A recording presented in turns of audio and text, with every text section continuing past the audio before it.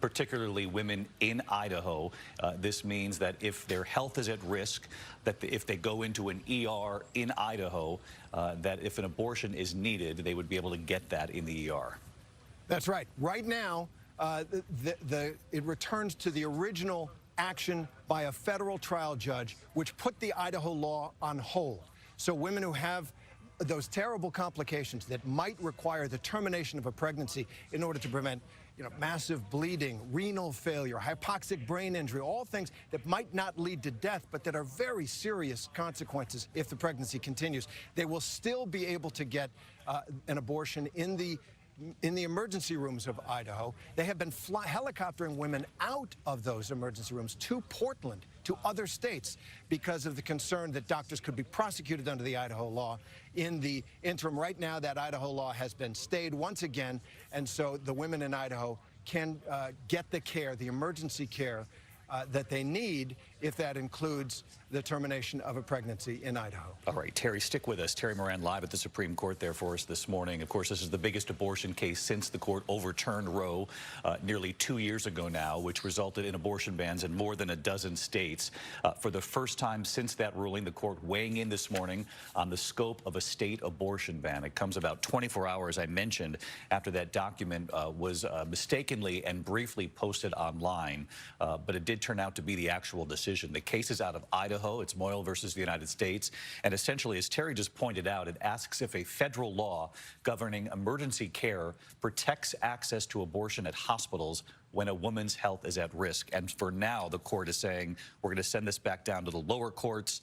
Women whose health is at risk or are risk in particular cases can, in fact, get an abortion at an ER in the state of Idaho. Again, this was a test, the first significant test to these state abortion bans. I want to bring in Rachel Scott, who has covered the issue of abortion rights across the country. And Rachel, first off, people who are trying to fight back against these state abortion bans recognize that this is a temporary victory, with them signaling today that they're going to send it back.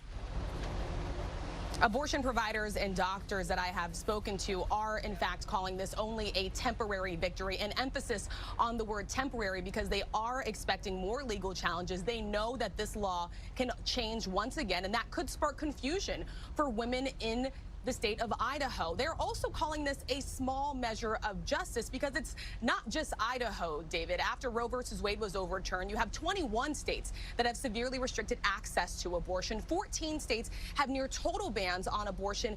And there are 7 states, including the state of Idaho, that had laws on the books that did not specify an exception to protect or save the health of the mother. And so this morning, you have abortion providers who are saying, well, what about the women in the other states? What about the women that we have talked to that have been pushed to the brink of death, who were turned away and told to come back when their symptoms had worsened?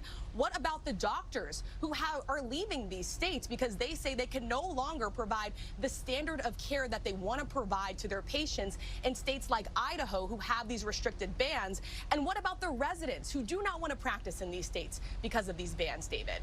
Rachel Scott with us as well. Rachel and Terry, my thanks to you both. I want to do one more question before we go off the air here to Devin Dwyer, who covers the Supreme Court for us as well. Devin, putting this case aside, we know that there is a presidential debate tonight, the earliest ever presidential debate. So many historic firsts with this. We have 2 presidents on that stage, a current one and a former one. Obviously, this issue of abortion very likely to come up.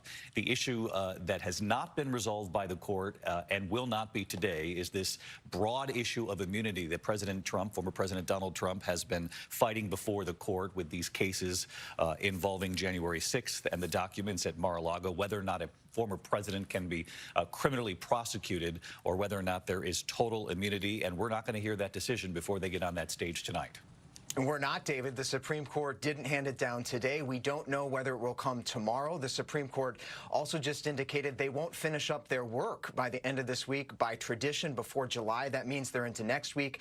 But that hugely consequential decision, can a former president be criminally charged, remains unanswered, and the court won't deliver that to us tonight before this highly, highly consequential debate. All right, Devin, we sure do appreciate it. We'll continue to follow the court. Several significant decisions still to come from this court during this term. Devin, thank you. Our thanks to Terry and Rachel as well. We're going to return you to regular programming. I'm David Muir here in New York. For many of you, it's Good Morning America. And of course, I'll see you later today for World News Tonight. And then, of course, ABC will be carrying the CNN presidential debate right here on ABC tonight. We hope you'll join us for that. Good day.